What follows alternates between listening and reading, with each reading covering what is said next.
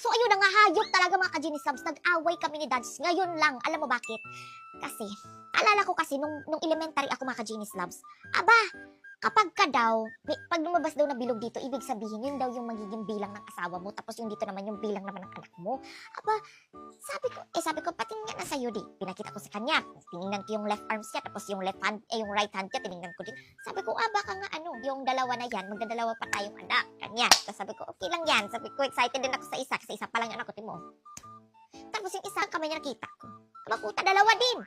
Ang sabi kasi, ang kabila daw is, it's either asawa. Nalimutan ko kasi kung left or right yun. Ewan ko ha, pero alam ko talaga kalat na tong balita na to kasi nga, hindi lang naman siguro ako nakakaalam nito kasi nga kalat nga sa buong klase namin. So, nakita ko nito, dalawa. Kaya sabi ko, excited ako. Meron pang isa. Pababimbang na naman tayo talaga. Sinasabi ko talaga sa'yo, kakapimwash talaga natin ang pretty kitty yan. Kaya sabi ko, hala, baka ito na yun. Kasi nabulwak na ang tiyan ko. Ay, tapos, ayun ang makaginis. Sabi ko, tinignan ko yung right niya. Medyo umiba talaga yung timpla talaga ng ng isip ko makaginis lab.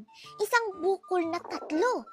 Ay po, taragis. Pagkakita ko ng ganyan, sabi ko, wag mo kong ganyan-ganyanin. Sabi ko, hala, parang hindi lang ata ako maging asawa mo, 3 ata kami. Hinintay ko talaga yung dalawa na yan. Tapos, napatingin ako yun, nag-overthink ng ate mo. Nagtingin na doon sa Google, kay Scorpio man siya. Kaya nagtingin ako ng mga compatible Scorpio. Ay, di puta. Si Pisces, isa rin yan sa, sa perfect match niya. Pero mayroon pa sa perfect match. Pisty talaga, nanggigil talaga ako. Kala ko talaga last day niya na talaga nung gabi nun kasi nga, malapit sa akin yung mga yung mga matutulis talaga. Kala ko matagsa na. Pero, kasi, girl, sino mga gusto kasi, di ba naman? Bakit naman gano'n? Bakit gano'n? Di, ako nag-overthink ako. Sabi ko, pwedeng dalawa ang asawa mo tapos 3 anak mo? Or hindi kaya parang, hindi talaga, kakaiba talaga yung bumuo dito. Ito guys, ganyan Pag ginanyan mo, ayan nakikita mo yung bilog na yan. Kita mo, isa lang sa akin. Ibig sabihin, loyal ako, loyal. Loyal ako.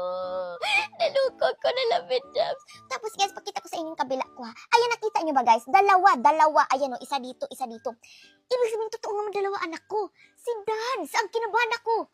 Ayan, yari talaga sa akin yan. Yari talaga sa akin yung 2 na paparating na yan. Kaya nga ngayon, dapat pala mga ka-Genius Loves, tingnan ko na yung mga social media accounts niya.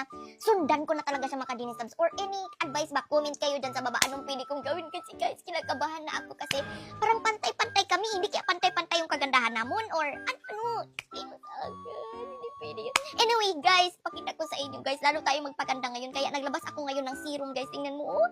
Ganito itsura niya. Pwede ito ilagay sa face lock natin. Pwede ito sa kilikili sa mga maiitim na part. Ganito itsura niyan. Hala, kaganda. Tapos alam mo ba, amoy baby rin ito mga ka-Genius Loves. Sa labas to sa 12 kaya makikita nyo ito man. Ay, talaga.